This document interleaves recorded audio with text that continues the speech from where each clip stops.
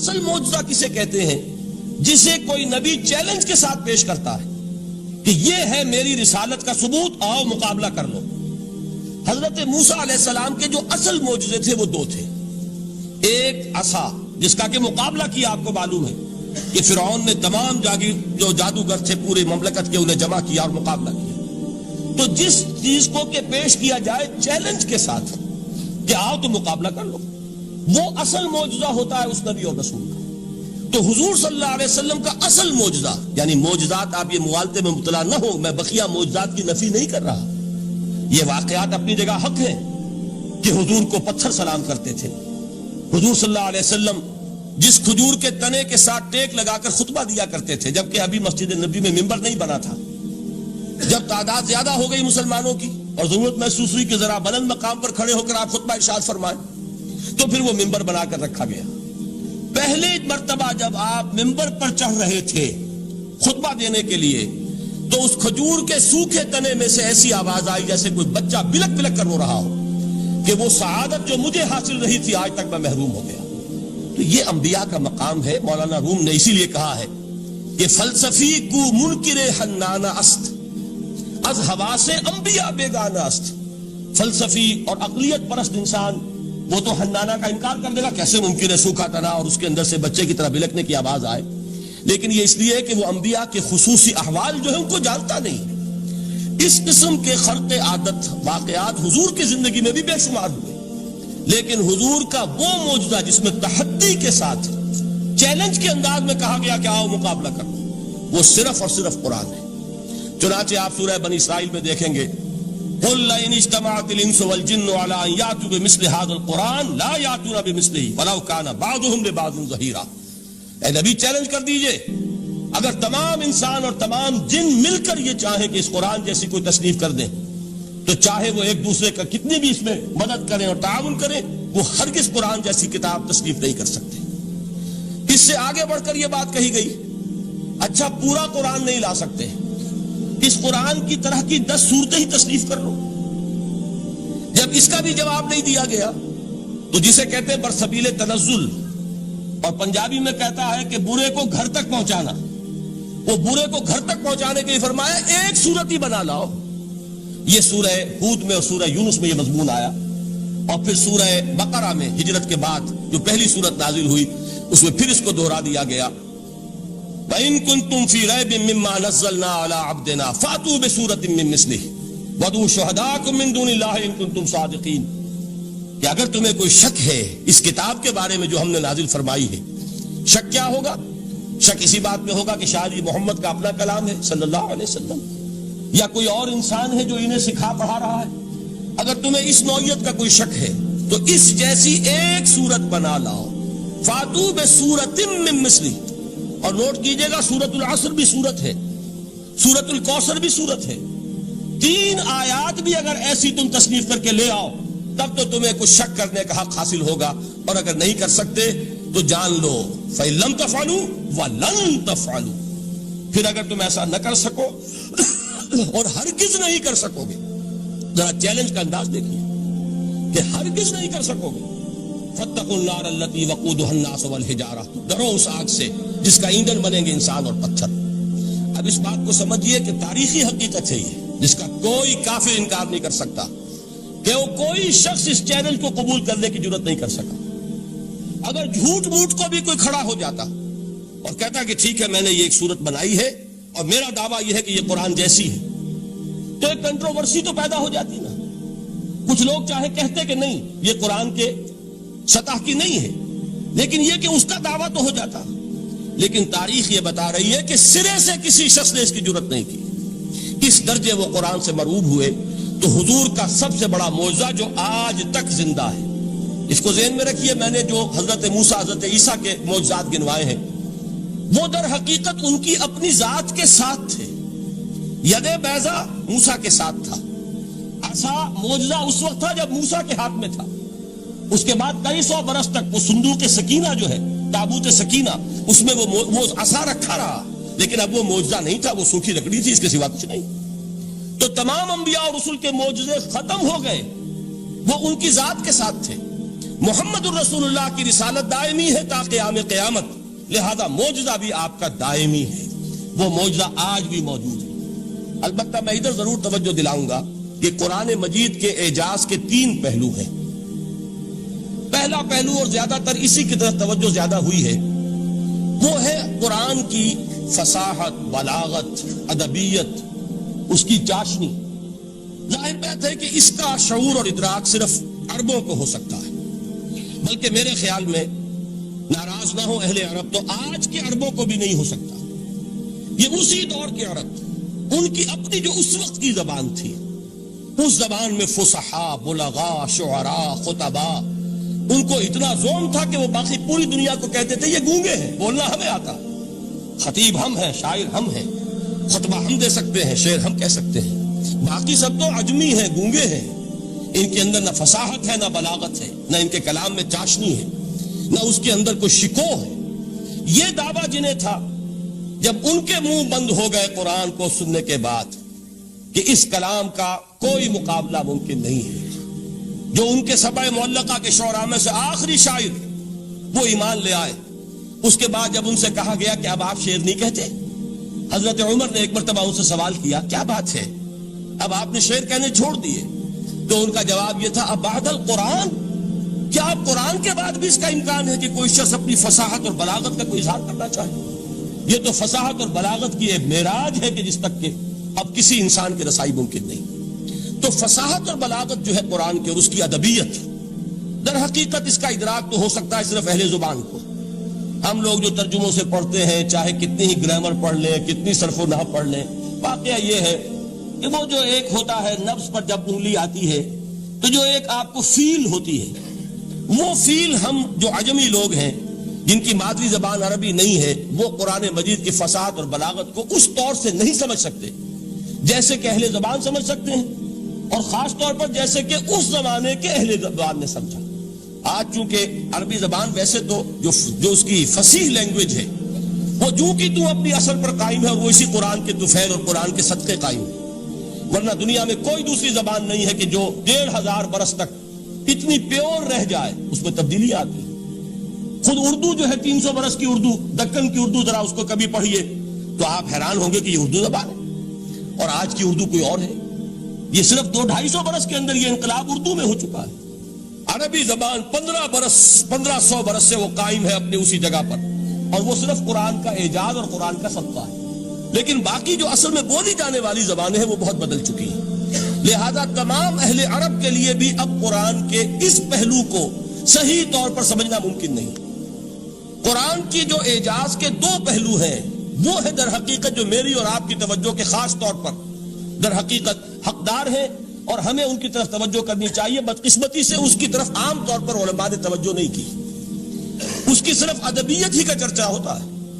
اصل میں قرآن مجید علم انسانی کی معراج، فکر، فلسفہ، حکمت، قرآن کی ابدی حکمت، قرآن کا ابدی فلسفہ، قرآن انسانی مسائل کا جو حل دیتا ہے، قرآن نے سوشل سائنسز میں جس طریقے سے رہنمائی کی ہے، یہ 2 پہلو ہیں اس کے اعجاز کے، جس کی کہ آج ہمیں ضرورت ہے کہ ہم اس کا شعور اور ادراک حاصل کریں۔ اس کے ضمن میں خاص طور پر علامہ اقبال کا نام لینا چاہتا ہوں۔ میرے نزدیک اس دور میں قرآن مجید کے اس اعجاز اور اس کے ایک معجزہ ہونے کے لیے سب سے بڑی دلیل علامہ اقبال کی شخصیت ہے۔ وجہ کیا ہے کہ علامہ اقبال علماء کے طبقے میں سے نہیں تھے۔ ظاہر بات ہے کہ جن کا پورا جو ہے جن کی زندگی گزرتی ہو قال اللہ و قال الرسول میں، ان کے دلوں میں عظمت قرآن کی، ان کے دلوں میں حضور کی محبت، یہ تو سمجھیے کہ ہونی ہی چاہیے، ان کے شب و روز اسی میں گزرتے ہیں۔ لیکن یہ کہ ایک ایسا شخص جس کی تعلیم ہے کالجوں کی، یونیورسٹیوں کی، جس نے مشرق اور مغرب کے فلسفے کھنگال ڈالے، وہ شخص، اور وہ بھی اس دور میں جبکہ ہم پر مغرب سے مروبیت بہت شدید تھی۔ آج تو وہ مروبیت بہت کم ہو چکی ہے۔ آج تو ہمارا عام نوجوان جو ہے وہ آنکھوں میں آنکھیں ڈال کر بات کرتا ہے، اس میں خود اعتمادی ہے۔ ہمارا بھی اپنا ایک معاشی نظام ہے، ہمارا اپنا ایک سیاسی نظام ہے، ہمارا ایک اپنا سماجی نظام ہے، ہماری اپنی سوشل ویلیوز ہیں۔ آج کا نوجوان الحمدللہ احیاء اسلام کی وہ جد و جہد جو ہے وہ مرحلہ در مرحلہ بہرحال آگے بڑھ رہی ہے، وقت لگے گا، لیکن یہ کہ اس میں یقیناً ترقی ہوئی ہے۔ اسی کا مظہر یہ ہے کہ خود اعتمادی ہے، وی ہیو کانفیڈنس۔ ہم جانتے ہیں کہ اسلام ایک دین ہے، مکمل دین ہے، اس کے پاس زندگی کے تمام مسائل کا حل ہے۔ لیکن یہ ہے آج 1985 کی بات۔ علامہ اقبال اس صدی کے آغاز میں گئے ہیں یورپ، جبکہ ہم محکوم تھے انگریز کے۔ ایک حاکم قوم کے ہاں جا کر، اس سے مروبیت کتنی شدید اس وقت تھی، جو جاتا تھا اکثر و بیشتر جو ہے واپس آتا تھا تو کھڑے ہو کر پیشاب کرنا ضروری سمجھتا تھا، اس لیے کہ اس نے وہاں پر لوگوں کو یہی کرتے دیکھا۔ ان کا لباس، ان کی وضاحت، ان کی تہذیب، ان کا تمدن، ہر طرح سے ان کے گن گاتا ہوا، ان کے لیے وہ بہت قصیدے جو ہیں تعریف کے کہتا ہوا آتا تھا۔ لیکن ایک علامہ اقبال کی شخصیت وہ ہے کہ وہ یہ خود کہتے ہیں کہ میں اس آگ میں ڈالا گیا ہوں مثل خلیل، مغربی تہذیب کے اس الاؤ میں مجھے اس طرح ڈالا اللہ نے جیسے کہ حضرت ابراہیم کو آگ میں ڈلوایا۔ میں اس تہذیب کے اس الاؤ کے اندر سے ہو کر آ رہا ہوں، اور میں نے یہ دیکھ لیا ہے کہ یہ تہذیب کھوکھلی ہے، اس کے اندر کوئی پائیداری نہیں ہے، نظر کو خیرہ کرتی ہے تب چمک تہذیب حاضر کی، یہ صناعی مگر جھوٹے نگوں کی ریزہ کاری ہے۔ اور دیار مغرب کے رہنے والوں، خدا کی بستی دکان نہیں ہے، کھڑا جسے تم سمجھ رہے ہو وہ اب ذرے کا معیار ہوگا۔ تمہاری تہذیب اپنے خنجر سے آپ ہی خودکشی کرے گی، جو شاخ نازک پہ آشیانہ بنے گا لا پائیدار ہوگا۔ اب آپ اندازہ کیجئے وہ شخص جو بنیادی طور پر فلسفی ہے، فلسفے کا طالب علم ہے، وہ جرمنی اور انگلستان میں جا کر فلسفے کھنگالنے کے بعد اسے اگر تسکین حاصل ہوئی، اس کے جو علم کی پیاس تھی اگر اسے سیری حاصل ہوئی تو صرف قرآن کے ذریعے سے، نہ کہیں جہاں میں اما ملی، جو اما ملی تو کہاں ملی میرے جرم خانہ خراب کو تیرے عفو بندہ نواز میں۔ یہ وہ شخص ہے، آخری زندگی میں ان کا کام صرف ایک رہ گیا تھا، قرآن کی تلاوت۔ بڑے بڑے فلسفی ملنے آتے تھے علامہ اقبال سے ملنے، وہ سمجھتے تھے بڑی لائبریری ہوگی، جیسے بڑے وکیل اس کے لائبریری آپ کو معلوم ہے کتنی جلدیں رکھی ہوں گی، خوبصورت جلدیں بنی ہوئی، ایسے ہی کوئی بڑا فلسفی، بڑا پروفیسر، اس کی سٹڈی، اس کی کتابیں بڑی مروب کن ہونی چاہیے۔ لیکن علامہ اقبال کے ہاں سب کتابیں اٹھوا دی تھی انہوں نے، صرف ایک کتاب رہ گئی، اور سید نذیر نیازی کا نام آپ نے سنا ہوگا۔ انہوں نے جب یہ گواہی دی ہے، یہ واقعہ شاید آپ کے علم میں نہ آیا ہو، یہ بہت اہم واقعہ ہے۔ وہ یہ لکھتے ہیں کہ میں نے ایک مرتبہ علامہ سے پوچھا کہ کچھ لوگ اعتراض کرتے ہیں یا یہ خیال ظاہر کرتے ہیں کہ آپ نے اپنا فلسفہ خودی نیٹشے سے لیا ہے، کوئی کہتا فلاں سے لیا ہے، کوئی کہتا فلاں سے لیا ہے، کچھ آپ خود بتا سکیں گے کہ آپ کے فلسفہ خودی کی سورس کیا ہے؟ تو علامہ نے کہا کہ اچھا کل فلاں وقت آ جانا تو میں تمہیں لکھوا دوں گا، ڈکٹیٹ کرا دوں۔ تو سید نذیر نیازی کہتے ہیں کہ میں بہت خوش ہوا کہ یہ سعادت میرے حصے میں آ رہی ہے کہ علامہ اقبال خود مجھے تحریر کرائیں گے کہ میرے فلسفے کی سورس کیا ہے، میں نے کہاں سے اخذ کیا ہے۔ دوسرے روز وہ گئے، حاضر ہوئے، بڑے ہی ارمانوں کے ساتھ پینسل اور کاپی لے کر بیٹھے۔ علامہ نے فرمایا ذرا قرآن مجید نکال لاؤ۔ وہ قرآن مجید لائے، حیران ہوئے، یہ فلسفے کا سورس مجھے ڈکٹیٹ کرانے چلے تھے، یہ قرآن مجید کہہ رہے۔ کہا کہ ذرا سورۃ الحشر اس کا آخری رکوع، وَلَا تَكُونُوا كَالَّذِينَ نَسُوا اللَّهَ فَأَنسَاهُمْ أَنفُسَهُمْ أُولَٰئِكَ هُمُ الْفَاسِقُونَ۔ اے لوگوں، ان لوگوں کے مانند نہ ہو جانا جنہوں نے اللہ کو بھلا دیا، تو اللہ نے انہیں اپنی خودی سے غافل کر دیا، اپنے آپ سے بیگانہ بنا دیا، یہی ہیں لوگ جو فاسق ہیں۔ علامہ نے کہا میرے فلسفے کی سورس یہ میں آپ کو بتانا چاہتا ہوں۔ اس معنی میں میں کہتا ہوں کہ اس دور میں علامہ اقبال کی شخصیت کو میں اعجاز قرآن کا سب سے بڑا مظہر سمجھتا ہوں۔ ایک شخص 20ویں صدی عیسوی کی شخصیت، اور پھر یہ کہ وہ کہیں مسجد اور کسی مدرسے کے ماحول میں پلا بڑھا نہیں ہے، بلکہ اسکولوں اور کالجوں میں اور یونیورسٹیوں میں، اور صرف ہندوستان میں نہیں، انگلستان اور جرمنی کی یونیورسٹیوں میں رہا، جس نے اپنا لوہا منوایا ہے۔ وہ شخص اگر یہ کہتا ہے کہ میرے لیے فکر کی بنیاد، میرے فلسفے کی سورس، میری تمام سوچ کی رہنمائی جو ہے وہ اس کتاب نے کی ہے، تو معلوم ہوا کہ واقعتاً یہ قرآن مجید آج بھی معجزہ ہے۔ یہ بات تو ہوئی فلسفے اور فکر کے اعتبار سے۔ دوسرا پہلو جو اپلائیڈ پہلو ہے، اس دور کے اعتبار سے وہ اہم تر ہو گیا ہے۔ انسان کے لیے جو پیچیدہ تمدنی مسائل ہیں، سیاسی مسائل کو کیسے حل کیا جائے، معاشی مسائل کا حل کیسے ہو، سماج میں توازن کیسے ہو، مرد اور عورت کے درمیان توازن کیسے ہو، ہوتا کیا ہے، یا عورت بھیڑ بکری کی طرح کی ملکیت بن جاتی ہے. ہمارے ہاں اردو میں جو اس کا محاورہ ہے کہ جوتی کی نوک، یہ اس کی حیثیت ہو جائے گی. یا دوسری طرف عورت کلوپیٹرا بن کر قوموں کی قسمتوں سے کھیلے گی. دنیا میں یہ دو انتہائیں ہوئی. کہاں نقطۂ عدل کہاں ہے؟ کیسے بیلنس جو ہے اسٹرائک کیا جائے، مردوں کے حقوق اور فرائض اور خواتین کے حقوق اور فرائض، اس میں صحیح ترین ایکویشن ہے کیا؟ اسی طریقے سے فرد اور اجتماع، فرد اور ریاست، یا تو یہ کہ انسان کی انفرادی آزادی اتنی جا رہی ہے، مادر پدر آزاد، جس کا مظہر یہ ہے کہ آج انگلستان میں دو مرد بھی میاں اور بیوی کی حیثیت سے رہ سکتے ہیں. قانون تسلیم کرے گا ہسبینڈ اینڈ وائف، ان کو وہی حقوق حاصل ہو. یہ ہے وہ آزادی.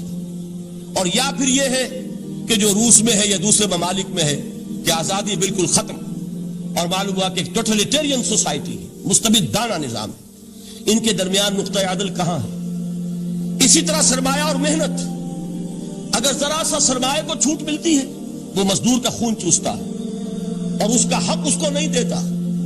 اقبال نے بہت خوبصورت انداز میں کہا ہے کہ خواجہ از خون رگے مزدور سازد لال ناب، از جفائے دہ خدایاں کشت دہ کا نا خراب.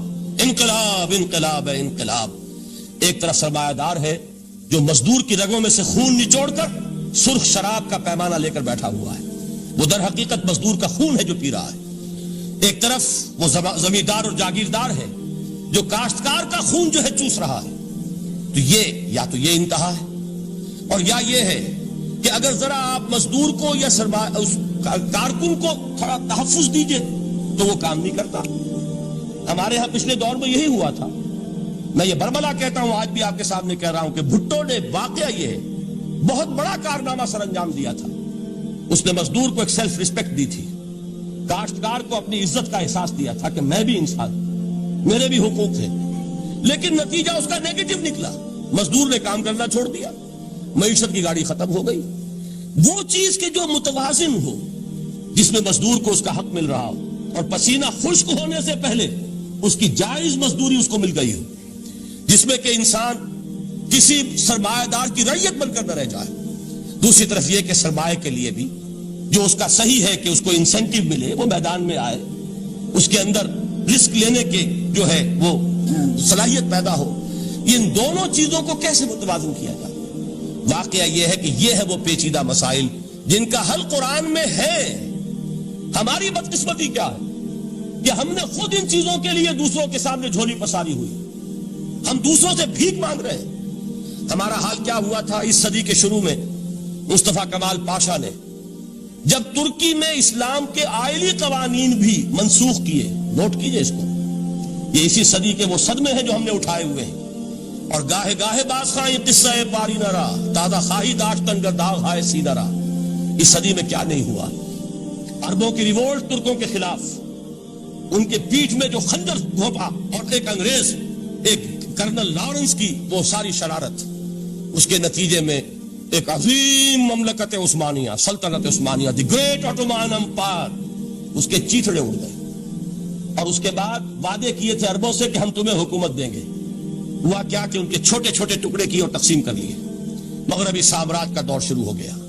اس کا ایک رد عمل مصطفیٰ کمال پر اس درجے شدید ہوا، اس نے ہر چیز جس کا تعلق عربوں سے تھا اس کو ختم کر دیا، ملک بدر کر دیا. عربی میں اذان نہیں ہوگی، عربی میں نماز نہیں پڑھی جائے گی.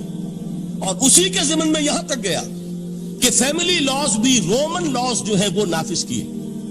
تو یورپ کے اخبارات نے اس وقت یہ طنز کیا تھا مسلمانوں پر، یہ مسلمان عجیب قوم ہے، کہتے یہ ہے کہ ہمارے پاس دنیا کا بہترین ضابطہ ہے، بہترین قانون ہے، ہمارے قانون سے بہتر کسی کا قانون نہیں. اور حال یہ ہے کہ فیملی لاز کے لیے بھی یہ ہم سے بھیک مانگ رہے ہیں، ہم سے وہ قوانین لے کر اپنے ہاں نافذ کر رہے ہیں. آج بدقسمتی سے اکثر و بیشتر مسلمان ممالک کا حال یہی ہے. آج ہم ان سے بھیک مانگ رہے ہیں. کہیں جمہوریت کی بھیک ہے، کہیں سوشلزم کی بھیک ہے، کہیں کسی اور سماجی نظام کی بھیک ہے، کہیں مرد اور عورت کی کامل مساوات کا ایک نظریہ ہے، شانہ بشانہ چلنے والا فلسفہ ہے، جو خالص مغرب کی تہذیب کی ایک بھیک ہے جو مانگی جا رہی ہے. کاش کہ آج قرآن کے اس اصل اعجاز کی طرف، جو اس کا اصل معجزہ اس دور کے لیے، میں نے عرض کیا کہ اعجاز قرآنی کا وہ معجزہ کہ وہ فصاحت اور بلاغت کی معراج ہے.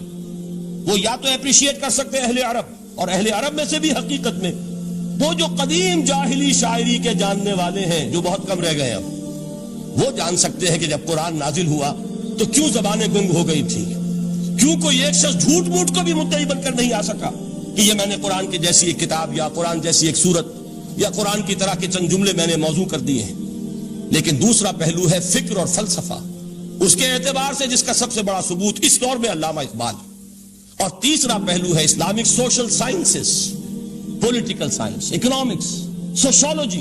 اس میں جو کچھ قرآن نے دیا ہے، جو آج بھی انسان کی رہنمائی کے لیے بہترین نظام ہے، اس نظام کو ہم سمجھے، اسے دنیا کے سامنے پیش کریں، تب در حقیقت قرآن مجید کا اعجاز سامنے آئے. یہ دو پہلو تو میں نے عرض کیے ہیں کہ جو کسی غیر مسلم کو بھی نظر آئیں گے. قرآن کا پریزروڈ ہونا، اس کی انٹیگریٹی، اوتھینٹسٹی، یہ چیزیں وہ ہے کہ جو سب نے مانی.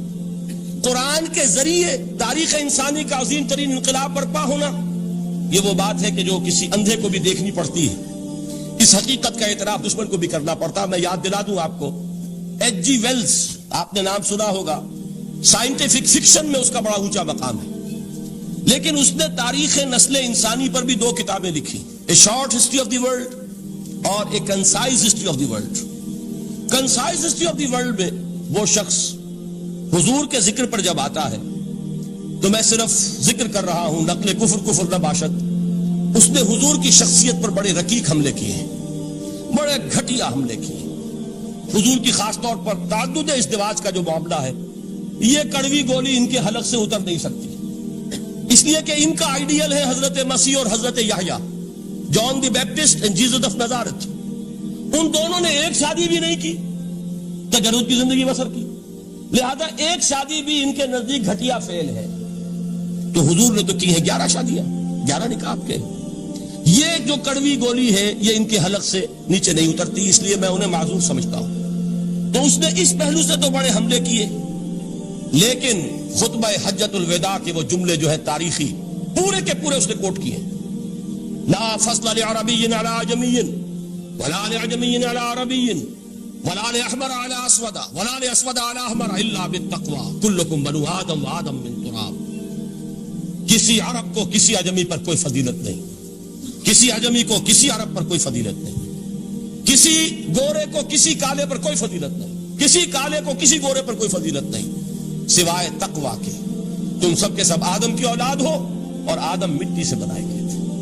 یہ الفاظ لکھ کر کہتا ہے کہ جہاں تک human fraternity, equality and freedom, 3 الفاظ نوٹ کیجئے، انسانی حریت، انسانی مساوات، انسانی اخوت، کہتا ہے جہاں تک ان 3 چیزوں کے واز ہیں، سرمنز کا تعلق ہے، وہ تو دنیا میں پہلے بھی بہت کہے گئے. عیسائی ہونے کے باوجود خاص طور پر نام لیتا ہے جیسس آف نزارت. سرمنز تو حضرت مسیح کے ہاں بھی بہت مل جائیں گے کہ تمام انسان برابر ہیں، سب کو بھائی بھائی ہونا چاہیے، سب انسان آزاد ہیں، تمیز بندہ و آقا فساد آدمیت ہے. لیکن وہ کہتا ہے کہ یہ ماننا پڑتا ہے تاریخ انسانی میں پہلی مرتبہ ان اصولوں پر ایک انسانی معاشرہ قائم کیا محمد نے صلی اللہ علیہ وسلم. یعنی حضور کے ساتھ یہ معاملہ ایمپٹی سلوگنز کا نہیں ہے، یہ صرف واز نہیں ہے، یہ صرف سرمنز نہیں ہیں، یہ ایمپٹی سلوگنز نہیں ہے. He translated these things into actuality. ایک حقیقت، ایک واقعہ کی شکل دی ہے محمد نے صلی اللہ علیہ وسلم. وہ معاشرہ پیدا کیا جس میں انسانی اخوت، انسانی مساوات اور انسانی حریت، یہ تینوں اقدار میں تمام و کمال موجود تھی. یہی وجہ ہے اس صدی میں نوٹ کیجئے، گاندھی جی، موہن داس کرم چند گاندھی، جس کو آج پوری دنیا میں تسلیم کیا جاتا ہے، عالم عرب میں بھی مہاتما گاندھی کی بڑی عزت ہے. پنڈت نہرو کا کسی زمانے میں استقبال ہوا تھا ریاض میں، تو ہمیں بہت غصہ آیا تھا کہ مرحبا برسول السلام، welcome to the prophet of peace. یہ الفاظ تھے کہ جن سے پنڈت نہرو کا استقبال ہوا تھا. غصہ ہمیں بہت آیا، یہ رسول کا لفظ استعمال کر دیا انہوں نے. بعد میں ہم نے سوچا بھائی رسول کے معنی ان کے ہاں ایلچی کے ہیں، تو انہوں نے اس کو اپنی جو بھی غلطی میں سمجھا یا صحیح سمجھا، اس کو چھوڑ دیجئے، میں کوئی سیاسی گفتگو نہیں کرنا چاہتا. انہوں نے سمجھا کہ یہ شخص اس وقت امن کا پیغام بر ہے، لہذا اس کو ویلکم کیا. بہرحال گاندھی جی کا جہاں تک معاملہ ہے، آپ کے علم میں ہے کہ پوری دنیا میں اس شخص کی عظمت کو تسلیم کیا گیا ہے۔ ہمارا معاملہ، ہندوستانی مسلمانوں کا معاملہ، یہ دوسرا ہے۔ وہ تو آپ کو معلوم ہے کہ جوتا جسے کاٹتا ہے اسے پتا چلتا ہے کہ یہ جوتی کاٹ رہی ہے، ورنہ دیکھنے والے کو پتا چلے گا بڑا خوبصورت جوتا ہے، بڑا عمدہ جوتا ہے، کوئی اس میں خرابی نہیں ہے، لیکن جسے وہ پنچ کر رہی ہے اسے پتا ہے کہ یہ ہے کیا۔ اس اعتبار سے ہمارا معاملہ علیحدہ ہے، لیکن دنیا کو وہ بہت خوبصورت اور بہت ہی اعلیٰ اور بہت ہی اونچی شخصیت ایک نظر آتی ہے۔ بہرحال ایک پہلو سے یقیناً ماننا پڑے گا اس کی عظمت کو، کہ ہندو قوم کے لیے اور ہندوستان کے لیے، اس کی آزادی کے لیے جو عظیم جدوجہد کی ہے، اس میں کوئی شک نہیں۔ میں اس وقت جو بات عرض کرنا چاہتا ہوں کہ 1937 کا تصور کیجئے۔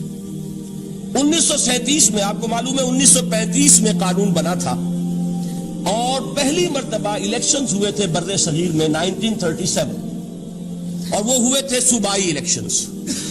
ان کے نتیجے میں وزارتیں قائم ہوئی، مسلم لیگ نے بائیکاٹ کیا تھا الیکشن کو، لہذا پورے ہندوستان میں تمام صوبوں میں کانگریس کے وزراء کی وزارتیں بنی۔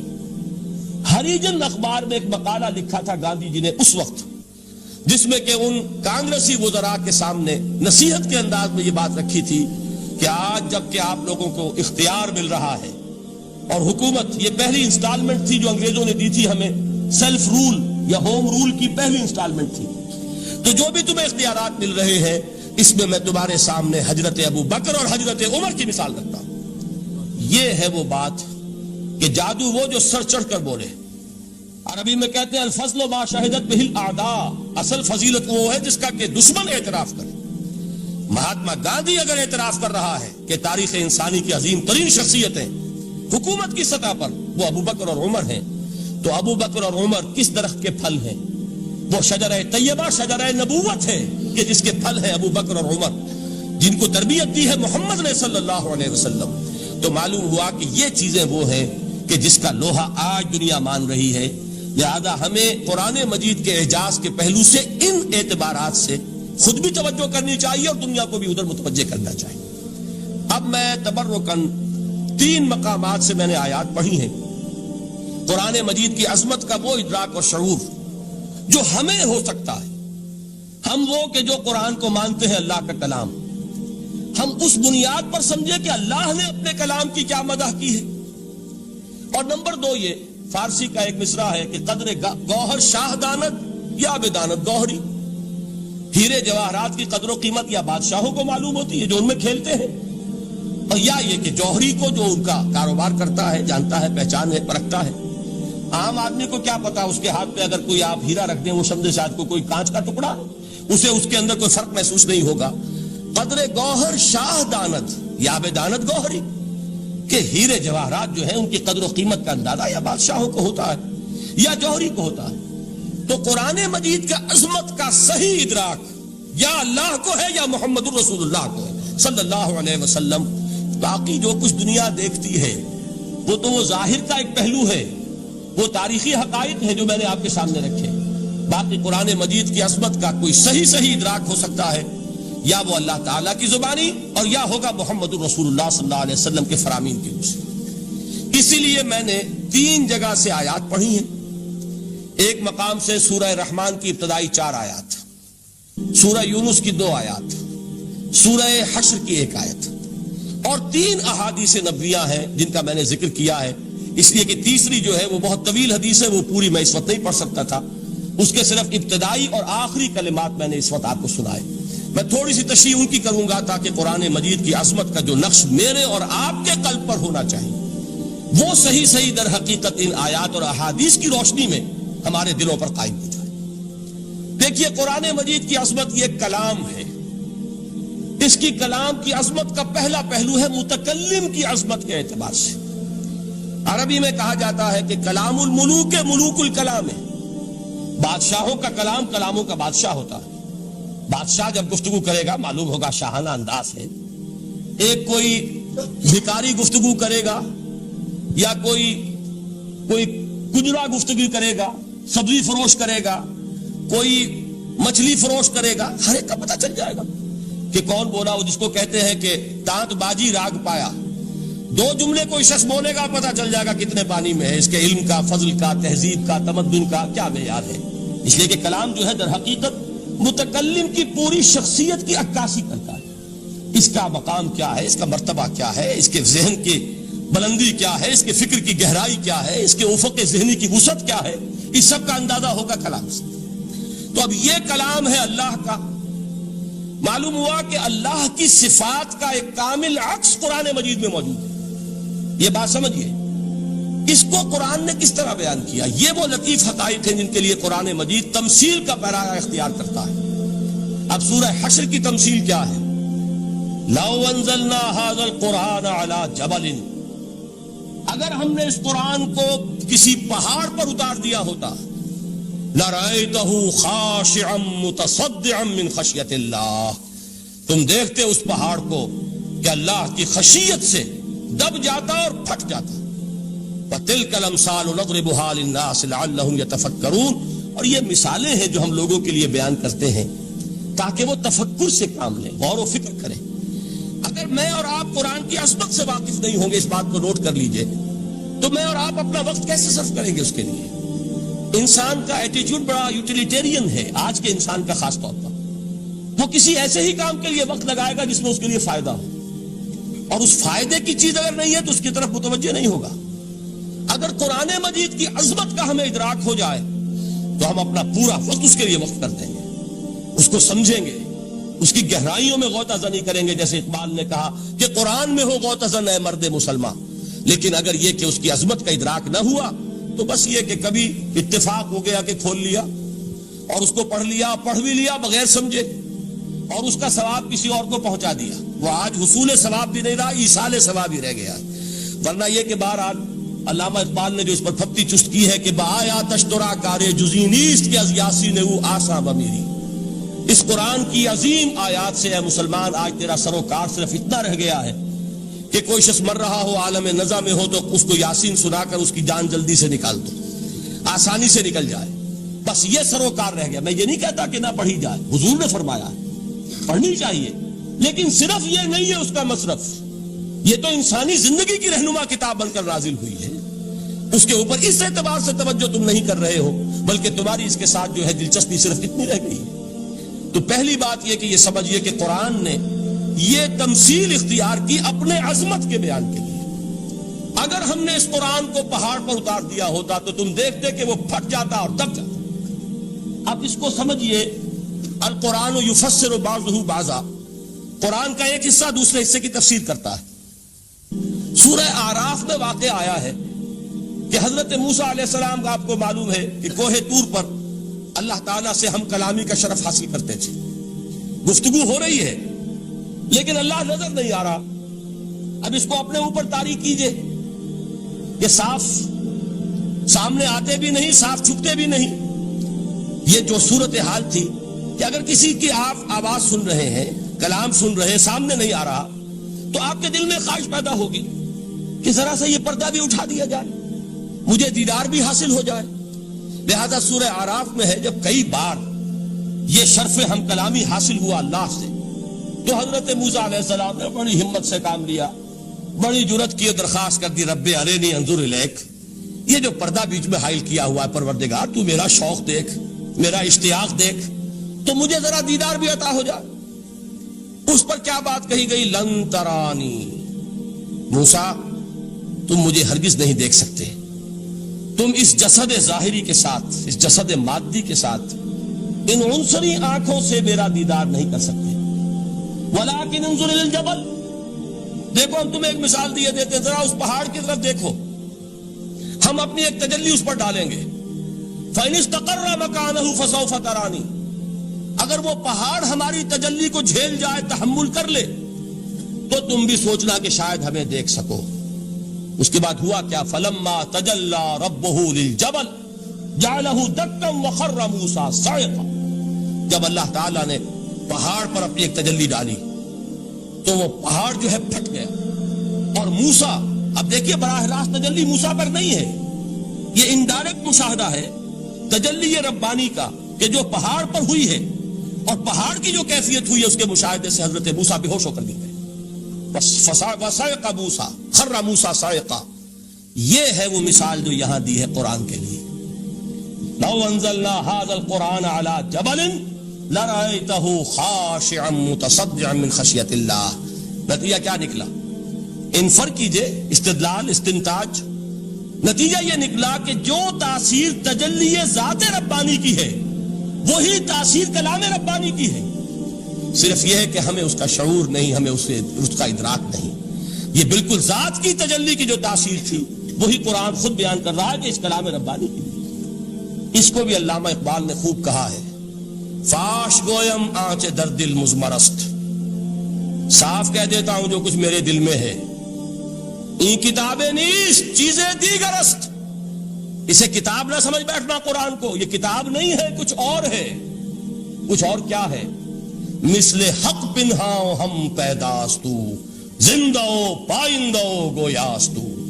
یہ تو جیسے اللہ تعالیٰ کی ذات ہے مثل حق, ذات حق سبحانہ و تعالیٰ کی طرح یہ زندہ ہے, پائندہ ہے. مثل حق پائندہ گویاستو, یہ جو ہے زندہ ہے, یہ متکلم ہے, کلام نہیں ہے. کل صفات ربانیہ جو ہیں ظاہر اور باطن, مثل حق پنہا, ظاہر و پنہا, اور حی و قیوم جیسے اللہ کی ذات ہے, وہی صفات اس کلام کی ہیں. اور اس کے بعد وہ شعر آیا تھا جو میں پہلے سنا چکا ہوں, چوں بجاں در رفت جاں دیگر شود. جب یہ قرآن کسی انسان کے اندر سرایت کر جاتا ہے, اس کے دل پر نازل ہوتا ہے. دیکھیے یہ الفاظ آپ کو کہیں اور نہیں ملیں گے. میرے نزدیک جہاں علامہ اقبال اس دور میں قرآن کی عظمت کا سب سے بڑا ثبوت ہے, وہاں عظمت قرآنی کے سب سے زیادہ واقف اور اس کا سب سے زیادہ شعور رکھنے والے بھی علامہ اقبال.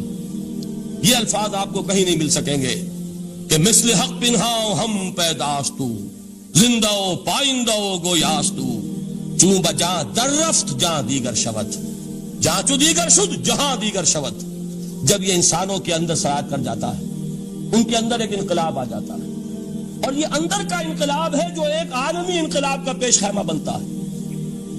آپ آرڈیننس کے ذریعے سے نمازیں پڑھوائیں گے تو پھر نماز وہی پڑھی جائے گی جو آفس ٹائم میں آئے گی, باقی اور کیوں پڑھیں گے؟ وہ تو آرڈیننس کے ذریعے سے پڑھائی جا رہی ہے نا. اس کا حشر تو وہ ہوگا جو ہمارے ہاں دیکھا جا چکا ہے.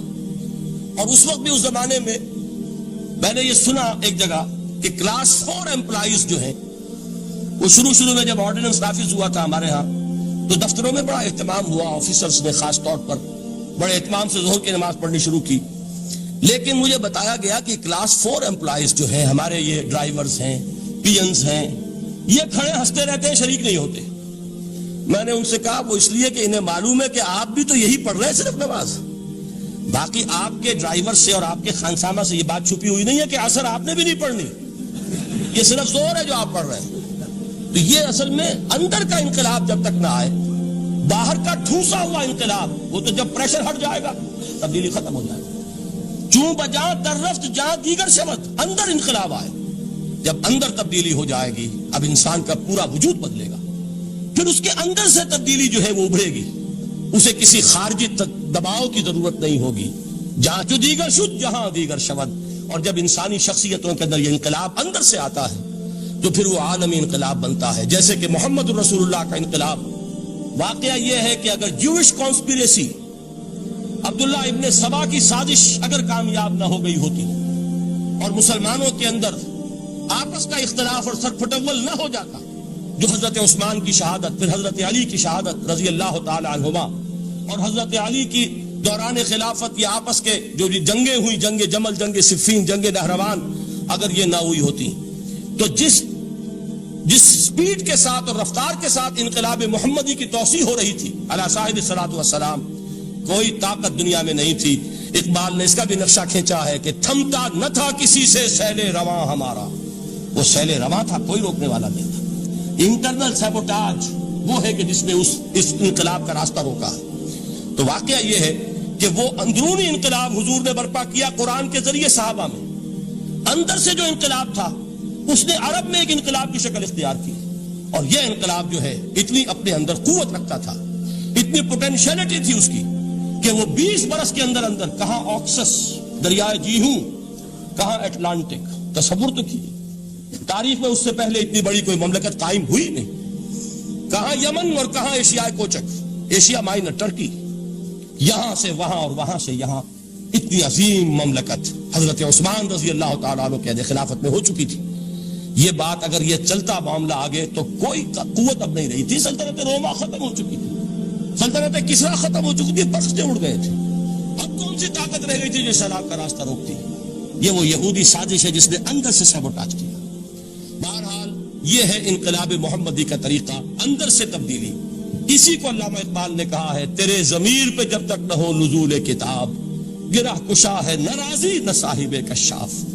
یہ قرآن اب بھی تم ایسے محسوس کرو کہ جیسے تمہارے دل پر نازل ہو رہا ہے.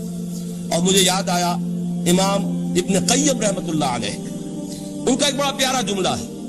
وہ کہتے ہیں قرآن کے بعض پڑھنے والے ایسے ہیں کہ جب وہ قرآن کو پڑھتے ہیں تو یوں محسوس کرتے ہیں کہ قرآن مصحف میں لکھا ہوا نہیں ہے, ان کے اپنے دل کے اوپر کندہ ہے, دل کے اوپر سے پڑھ رہے ہیں. یعنی اتنی کامل مطابقت وہ محسوس کرتے ہیں, اپنی فطرت, ہیومن نیچر اور قرآن کے اندر اتنی مطابقت ہے.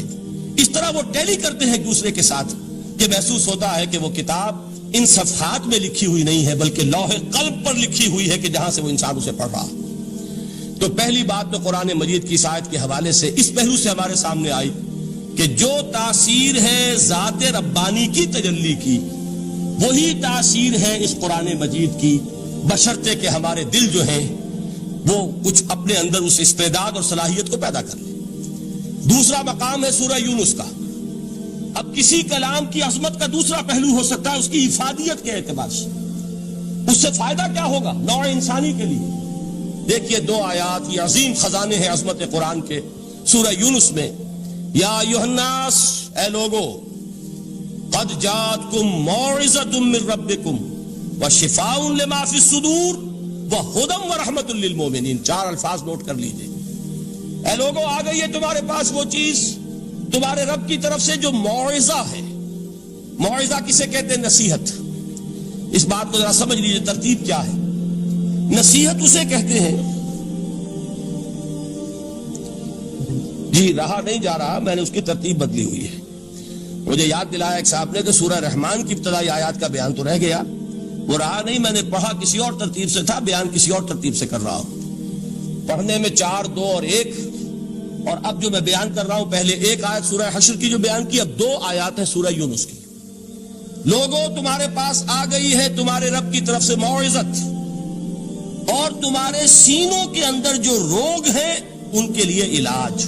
توجہ کیجئے گا, ہم نے قرآن کو کیا سمجھا ہے؟ صرف ایک مقدس کتاب, ایک حصول ثواب یا ایصال ثواب کا آلہ. قرآن ہے کیا؟ نمبر 1 موعظہ. موعظہ کسے کہتے ہیں؟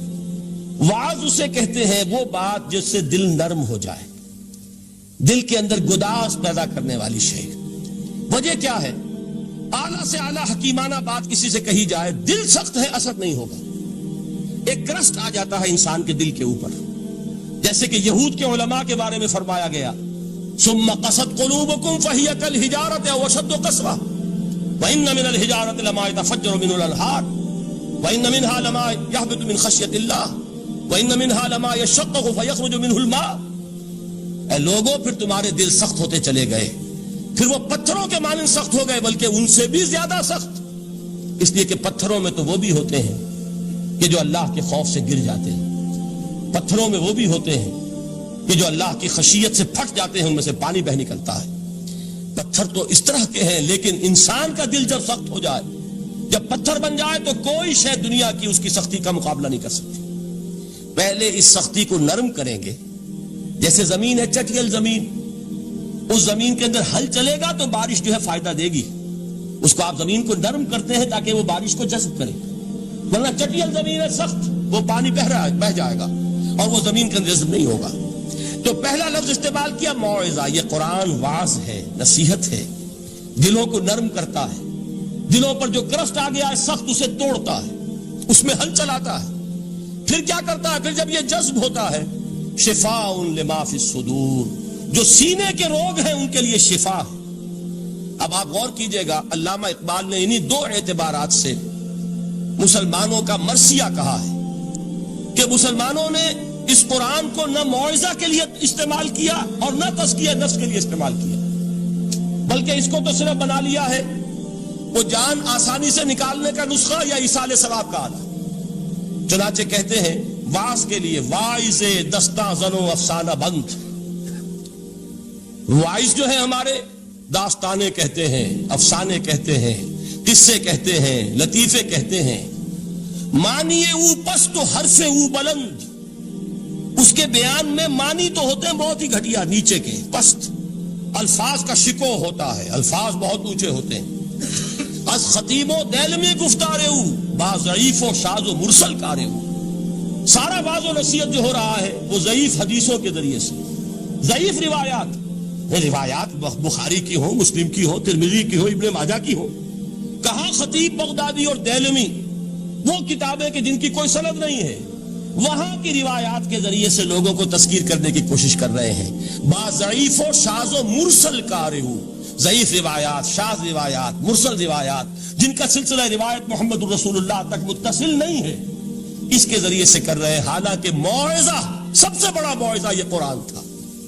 قرآن کہتا ہے خود فذکر بالقرآن من یخاف وعید، اے محمد صلی اللہ علیہ وسلم آپ اس قرآن کے ذریعے نصیحت کیجئے، یہ قرآن ہے جو دلوں کی سختی کو ختم کرے گا، گداز پیدا کرے گا۔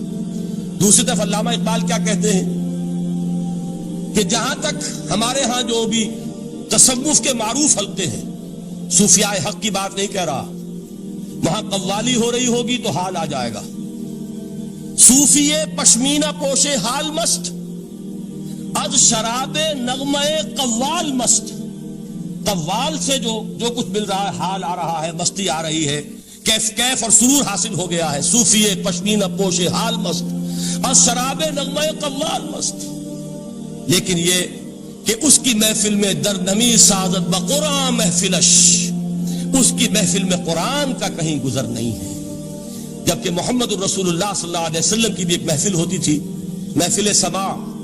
وہ محفل سماع کیا تھی؟ حضور صحابہ سے فرمائش کر کر کے قرآن سنتے تھے۔ حضرت عبداللہ ابن مسعود رضی اللہ تعالیٰ عنہ کی روایت موجود ہے کہ مجھے ایک مرتبہ حکم دیا حضور نے کہ قرآن سناؤ، میں نے عرض کیا حضور آپ کو سناؤں، آپ پر تو نازل ہوا ہے، تو حضور نے فرمایا نہیں، مجھے کسی اور سے سن کر کچھ اور لطف حاصل ہوتا ہے۔ اب امتثال امر میں حضرت عبداللہ ابن مسعود رضی اللہ تعالیٰ عنہ نے سورہ نساء پڑھنی شروع کی، 41ویں آیت پر پہنچے، چشم تصور سے دیکھیے کہ حضور بھی تشریف فرما ہے، صحابہ کرام کی محفل ہے، اور صحابہ کیسے بیٹھا کرتے تھے ادب کے ساتھ، ایک روایت میں الفاظ آئے ایسے بیٹھتے تھے ساکت و صامت ہو کر، بالکل خاموش، سکون، ساکن اور ساکت اور صامت، کہ جیسے ان کے سروں پر پرندے بیٹھے ہیں کہ ذرا جنبش کریں گے تو پرندہ اڑ جائے گا، اس ادب کے ساتھ۔ تو وہ محفل جو ہے حضور صلی اللہ علیہ وسلم کی، اور ایک صحابی حضرت عبداللہ ابن مسعود گردن نیچی کیے ہوئے ہیں اور قرآن پڑھتے چلے جا رہے ہیں۔ جب اس آیت پر پہنچے فَكَيْفَ إِذَا جِئْنَا مِن كُلِّ أُمَّةٍ بِشَهِيدٍ وَجِئْنَا بِكَ عَلَى هَؤُلَاءِ شَهِيدًا، کیا ہوگا اس دن جس دن کہ ہم ہر امت پر ایک گواہ کھڑا کریں گے، اور اے نبی آپ کو گواہ بنا کر لائیں گے ان کے خلاف، آپ کو یہ ٹیسٹیفائی کرنا ہوگا کہ اللہ تیرا جو کلام میرے پاس آیا تھا میں نے پہنچا دیا تھا، اب ان کی ذمہ داری ہے، they are accountable, they are responsible۔ اس پر حضور نے فوراً فرمایا حسبک حسبک، بس کرو بس کرو، اور حضرت عبداللہ ابن مسعود فرماتے ہیں کہ میں نے جب نگاہ اٹھا کر دیکھا حضور کے آنکھوں سے آنسو روا تھے۔ یہ ہے سماع، یہ محفل سماع ہے، کاش کہ اللہ تعالی ہمیں اس کی توفیق عطا فرمائے۔ یہ ہے مسنون محفل سماع، اس قرآن کے اندر وہ گداز ہے، آیا کہ نہیں 7ویں پارے کی بالکل آغاز میں وَإِذَا سَمِعُوا مَا أُنزِلَ إِلَى الرَّسُولِ تَرَىٰ أَعْيُنَهُمْ تَفِيضُ مِنَ الدَّمْعِ مِمَّا عَرَفُوا مِنَ الْحَقِّ يَقُولُونَ رَبَّنَا آمَنَّا فَاكْتُبْنَا مَعَ الشَّاهِدِينَ۔ تو یہ ہے دوسری چیز کہ در حقیقت تزکیہ نفس کا ذریعہ یہ قرآن ہے۔ سینوں میں جو روگ ہیں، حب دنیا، حب مال، حب شہرت، حب اقتدار، جس کو کہ ایڈلر کہتا ہے دی ارج ٹو ڈومینیٹ، میرا غلبہ ہو، میرا تسلط ہو، میں نمایاں ہو جاؤں، میری حکومت بن جائے، اختیار میرے ہاتھ میں آ جائے، دی ارج ٹو ڈومینیٹ، یہ ساری ارجز ہیں ہماری در حقیقت جس سے فساد رونما ہے۔ یہ حب مال ہے جس کی وجہ سے ہمارے اندر تنافس ہے، الہاکم التکاثر حتی زرتم المقابر، یہ کثرت اور بہتات کی طلب تمہیں غافل کیے رکھتی ہے یہاں تک کہ قبروں تک جا پہنچتے ہو، آنکھ انسان کی کھل نہیں پاتی۔ جس کے پاس 10 نسلوں کے لیے کھانے کو موجود ہے، اس کی بھی حرص جو ہے اور مزید کا لالچ جو ہے وہ ختم نہیں ہوتا. یہ چیزیں ہیں اصل روگ. ان دلوں کے روگوں کا اور سینوں کے اندر کے ان امراض کا علاج قرآن. یا ایھا الناس قد جاءتکم موعظۃ من ربکم وشفاء لما فی الصدور. اب جب یہ دو چیزیں ہو جائیں گی, اب تیسرا لفظ ہے ہدن. ہدایت بیکار ہے جب تک دل میں گداز نہ ہو. ہدایت بیکار ہے جب تک کہ نیت درست نہ ہو. کوئی شخص بڑا عالم ہے لیکن اپنے علم کو اس نے ذریعہ بنایا ہے دنیا کمانے کا, تو در حقیقت یہ قرآن اس کے حق میں ہدایت نہیں ہے, اس کے حق میں عذاب خدا بندی کا ذریعہ بن رہا. حضور نے خود فرمایا القرآن حجت لک او علیک. یہ قرآن یا تمہارے حق میں حجت ہے یا تمہارے خلاف حجت بنے گا قرآن کے قیامت کے دن. اس لیے کہ ایک شخص اس کو دنیا کمانے کا ذریعہ بنا رہا ہے, ایک شخص اس کو شہرت کے حصول کا ذریعہ بنا رہا ہے, ایک شخص علم کو ذریعہ بنا رہا ہے دنیا میں نمایاں ہونے کا, اپنی تعریف کا. حضور نے فرمایا کہ قیامت کے دن سب سے پہلے 3 افراد کا معاملہ پیش ہوگا عدالت خدا بندی میں. ایک وہ جو بڑا عالم سمجھا جاتا تھا, اس سے بڑا علم پھیلا. دوسرا وہ جو بہت صاحب ثروت تھا, اس نے بہت خیرات کے کاموں میں پیسہ لگایا. تیسرا وہ جو دنیا میں شہید سمجھا جاتا تھا کہ اللہ کی راہ میں جنگ کرتے ہوئے جان دیا. اللہ ان تینوں سے جو اس کو نعمتیں دی تھی ان کا ذکر کر کے پوچھے گا کہ میں نے تمہیں یہ دیا, تمہیں یہ دیا, تمہیں یہ دیا, تم کیا کر کے لائے؟ وہ شہید کہے گا کہ اللہ میں نے تیری راہ میں جنگ کی اور اپنی جان دے دی تاکہ تو راضی ہو جائے. اللہ فرمائے گا کذبتا, تو نے جھوٹ بولا. انک قد قاتلت لان یقال جریء, تو نے تو یہ جنگ اس لیے کی تھی کہ کہا جائے کہ بڑا جری ہے, بڑا بہادر ہے. یہ لوگوں سے بہادری کے تمغے لینا تمہارا مقصود تھا. وقد قیل, وہ کہا جا چکا ہے, اب یہاں تمہارے لیے کچھ نہیں. اور فرشتوں کو حکم ہوگا اور وہ اوندے منہ اس کو گھسیٹتے ہوئے جہنم میں جھونک دیں. دنیا میں شہید سمجھا جا رہا ہے, آخرت میں جہنمی. یہی حال اس عالم کا ہوگا, یہی حال اس دولت مند کا ہوگا. تم نے یہ علم پھیلایا تھا کہ تمہارے علم کا چرچا ہو جائے, تمہاری شہرت ہو جائے, لوگ تمہاری دستبوسی کرنے لگیں, لوگ تم سے جھک کر ملیں. وہ دنیا میں ہو گیا, تمہارا مطلوب مل چکا, تمہارا مقصود حاصل ہو چکا, اب یہاں کچھ نہیں. تو جان لیجئے کہ جب تک دلوں کے روگ درست نہ ہوں, علم بیکار ہے, ہدایت قطعاً غیر مفید ہے. پہلے دلوں کا کرشٹ اترے, اس کی سختی دور ہو, یہ ہے موعظہ. دلوں کے اندر سے حب جاہ, حب دنیا, حب مال نکلے, یہ ہے تزکیہ. شفاء لما فی الصدور, اب ہدایت خدا بندی. اب راستہ آپ دیکھیں گے اور اس راستے پر چلیں گے. یہ ہدایت جو ہے دنیا میں, یہی آخرت میں رحمت کی شکل میں ظاہر ہوگی. جنہوں نے اس قرآن کی ہدایت سے فائدہ اس دنیا میں اٹھایا, آخرت میں رحمت خدابندی کی بدلیاں ان پر سائے کریں. ایک حدیث میں تو باقاعدہ الفاظ آئے ہیں کہ سورہ بقرہ اور سورہ آل عمران یہ 2 بدلیوں کی صورت میں ظاہر ہوں گی میدان حشر میں, اور ان لوگوں پر سایہ کریں گی کہ جن کو ان سے بڑی محبت تھی. یہ 4 الفاظ نوٹ کر لیجئے اسی ترتیب کے ساتھ. یا ایھا الناس قد جاءتکم موعظۃ من ربکم وشفاء لما فی الصدور وہدی ورحمۃ للمؤمنین. قل بفضل اللہ وبرحمتہ, اے نبی کہہ دیجئے یہ اللہ کا بڑا فضل ہے, لوگوں سمجھو. اس کی بڑی رحمت کا ظہور ہوا ہے اس قرآن کی شکل میں. اس کی رحمت کا مظہر عدم قرآن ہے, اس کے فضل کا سب سے بڑا ثبوت قرآن ہے. فبذالک فلیفرحوا, اس پر انہیں خوشیاں منانی چاہیے. اترانا ہے تو اس پر اترائیں کہ اتنی بڑی دولت ہمارے پاس ہے, اتنا بڑا احسان ہے جو اللہ نے ہم پر کیا ہے. فبذالک فلیفرحوا هو خیر مما یجمعون, جو چیزیں یہ جمع کرنے کی فکر کر رہے ہیں ان سے کہیں